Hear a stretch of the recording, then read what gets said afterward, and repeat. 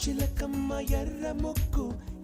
ముక్కులే పిల్లవాకు పూవె పూసిన ఎర్ర రోజా పూత గులాబీ పసిపాదం ఎర్రాని రూపం ఉడికే కోపం ఎర్రాని రూపం ఉడికే కోపం సంధ్యావర్ణ మంత్రాలు వింటే ఎర్రని పంట పాదమంటే కాంచనాల జిలుగు పచ్చ కొండ బంతి గోరంత